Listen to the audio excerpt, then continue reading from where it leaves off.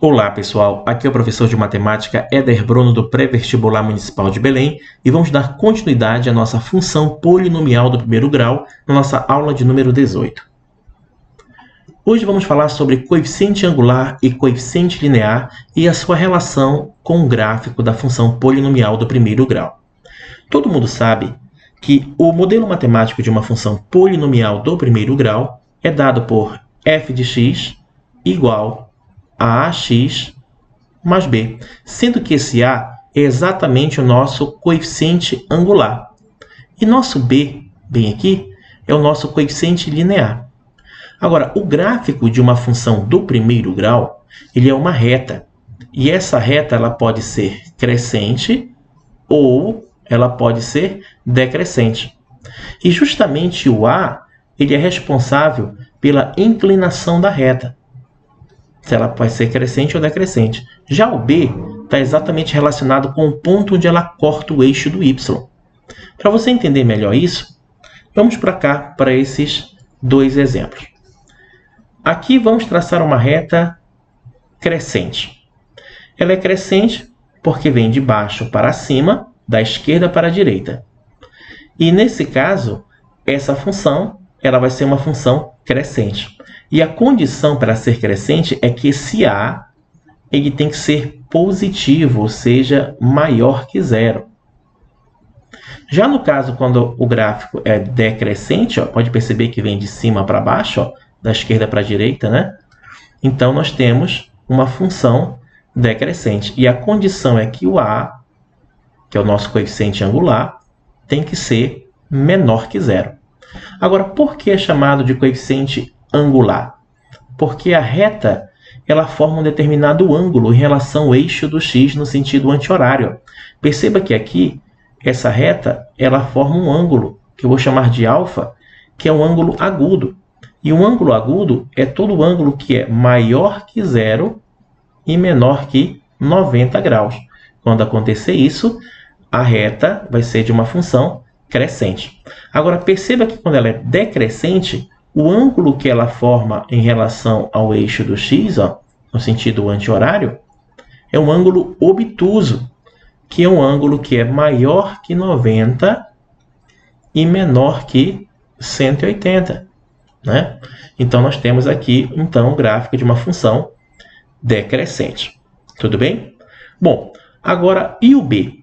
O b é o ponto onde a reta corta o eixo do y. Tá? Então, esse gráfico aqui está cortando o eixo do y exatamente nesse ponto, que é onde fica o nosso b. Olha aqui.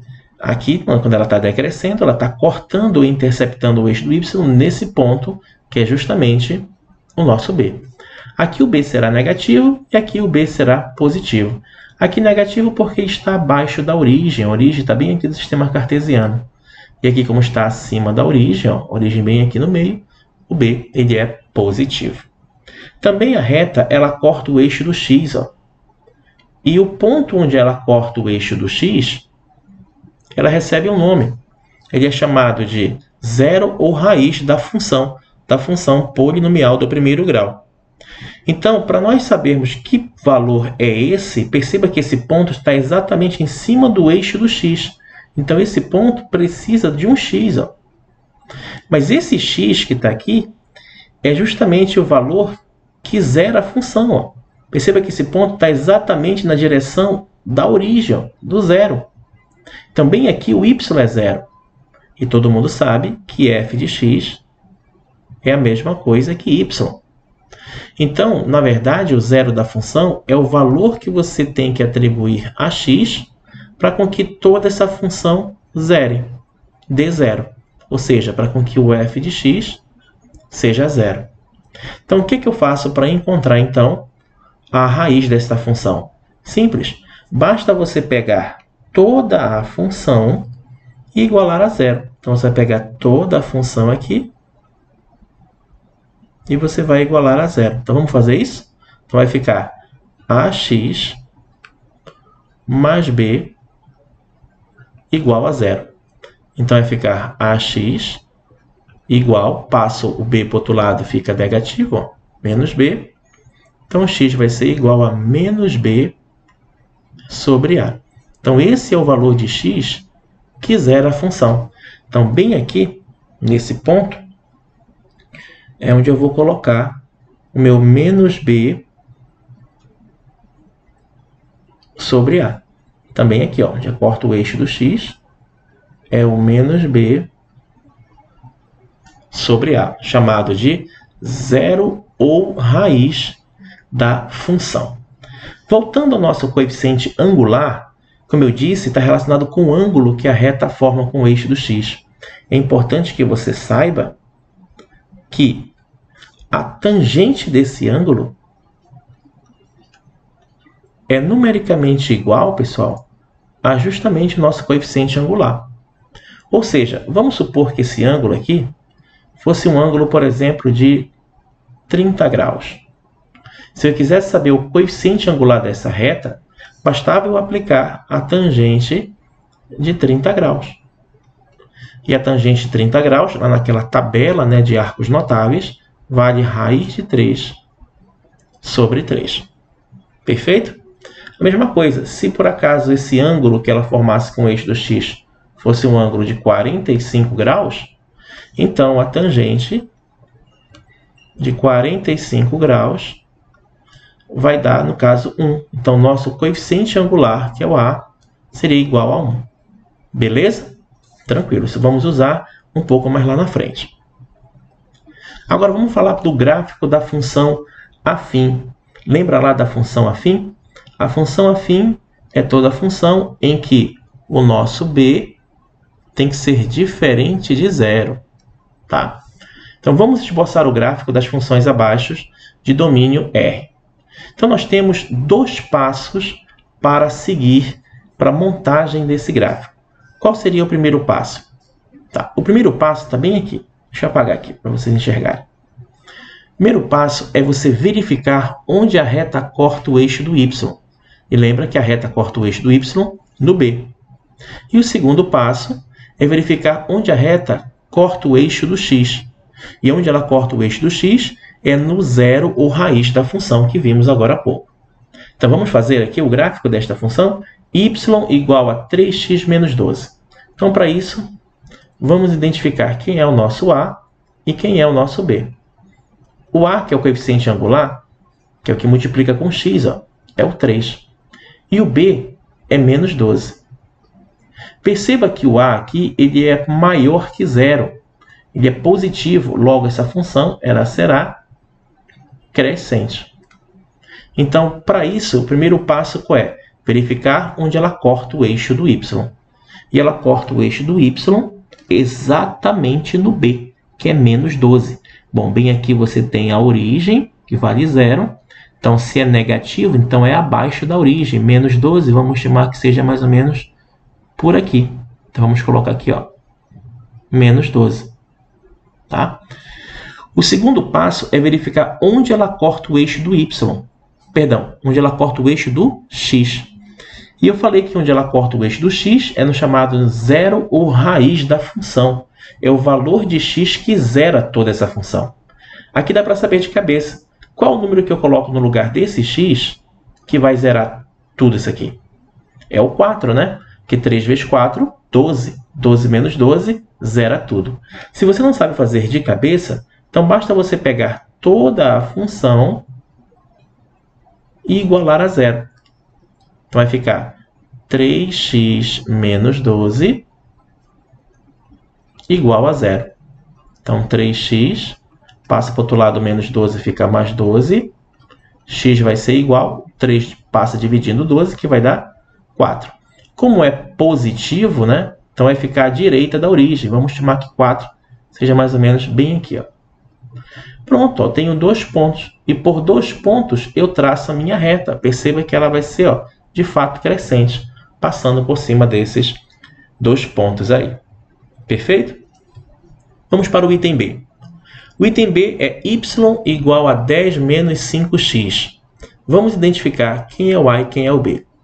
Lembrando que o A é quem multiplica com o x, ó, é o menos 5. E o B aqui é o nosso termo independente, que é o nosso coeficiente linear, que é 10. Perceba aqui que o a é menos 5, ou seja, ele é negativo. É menor que zero. Logo, essa função ela será decrescente. Então, qual é o primeiro passo? Verificar onde ela corta o eixo do y. E ela corta no b. Como b é 10 e é positivo, então fica acima da origem. Está aqui a origem, 10. Vamos estimar que seja mais ou menos bem aqui acima. O segundo passo é verificar onde é que ela corta o eixo do x. Lembrando que ela corta o eixo do x no zero ou raiz da função. E como é que eu faço para encontrar o zero ou raiz da função? Pego a função toda e igualo a zero. Mas também aqui dá para saber de cabeça. Qual o valor que substitui aqui no x que zera tudo? Não é o 2? Porque quanto é menos 5 vezes 2? Dá menos 10. Com mais 10, zera tudo.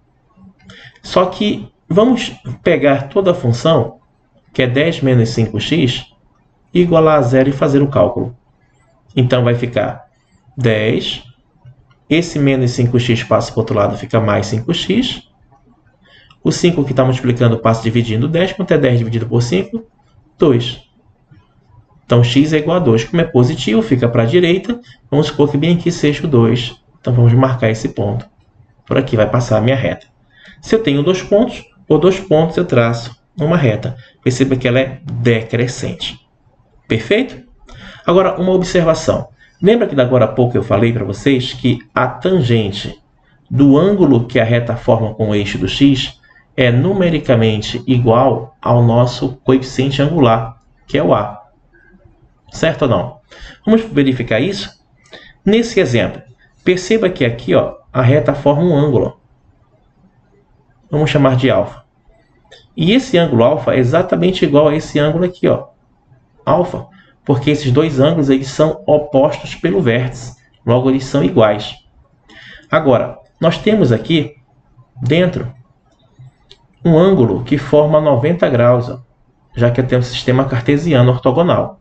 Então, com isso, apareceu um triângulo retângulo aqui. Se é um triângulo retângulo, teremos catetos e hipotenusa. Então, o primeiro cateto seria esse bem aqui, que vai de 0 até o 4. De 0 para 4 varia quantas unidades? 4 unidades. Já o outro cateto é esse que vai do 0 até o menos 12 aqui embaixo. De 0 para menos 12 varia 12 unidades. Agora, se eu tenho um triângulo retângulo, eu posso pensar nas razões trigonométricas. Em relação a esse ângulo alfa, bem aqui, nós temos o cateto oposto, que é o 12, e o cateto adjacente, que é o 4. Então, cateto oposto pelo cateto adjacente, qual é a razão que a gente vai aplicar? A tangente, exatamente isso. Então, vamos fazer isso? Então, a tangente desse ângulo é igual cateto oposto, que é 12, pelo cateto adjacente, que é 4. E quanto é 12 dividido por 4? Dá exatamente o nosso 3. Olha quem é o 3 aqui, pessoal. É o nosso A, que é o coeficiente angular. Ah, então, de fato, professor, a tangente do ângulo é igual ao coeficiente angular, que é igual a A. Perfeito? E aqui, professor, a mesma coisa. Perceba que ela forma um determinado ângulo com a reta, que eu vou chamar aqui de alfa. Só que eu não vou aplicar a tangente desse ângulo alfa, vou aplicar a tangente do suplemento de alfa, que é esse outro ângulo aqui de dentro. Tá? Esse outro ângulo, eu não sei, eu vou chamar de θ. Aqui existe uma relação de trigonometria. Como a reta ela vai ser decrescente, uma coisa eu sei, que o A vai ser negativo. Tá? Então, uma coisa que você tem que saber de trigonometria, que a tangente, por exemplo, de x, tá? Ela é igual ao oposto da tangente do suplemento de x, que é 180 menos x. Tá? Então, nesse caso aqui, o θ é o suplemento de alfa. Então, uma tangente de uma é igual ao oposto da tangente da outra. Então, vamos trabalhar com a tangente de θ. Tudo bem? Então, vamos apagar isso aqui. Por enquanto, esqueça isso aqui. Vamos fazer o seguinte. Aqui forma um ângulo de 90 graus. Bem aqui você tem um cateto, que varia de 0 para 2, que varia 2 unidades. E aqui nós temos um outro cateto, que varia de 0 para 10. E 0 para 10 varia 10 unidades. Então, vamos aplicar a tangente desse ângulo que está lá dentro, que é θ, que é cateto oposto, né, que é 10, pelo cateto adjacente, que está aqui embaixo, que é 2. Tá? E 10 dividido por 2 dá quanto, pessoal? Dá 5. Tá? Dá 5. E como θ é o suplemento de α, na verdade, a tangente de θ vai ser igual ao oposto da tangente de α. Tá? Então, podemos dizer, nesse caso, que a tangente de α é o oposto da tangente θ. Se a tangente de θ é 5, a tangente de α vai ser menos 5, que é justamente o A que nós temos aqui, ó, menos 5. Tudo bem? Então, de fato, a tangente do ângulo é exatamente igual ao coeficiente angular da reta. Perfeito? Então, na próxima aula, vamos falar do gráfico da função linear.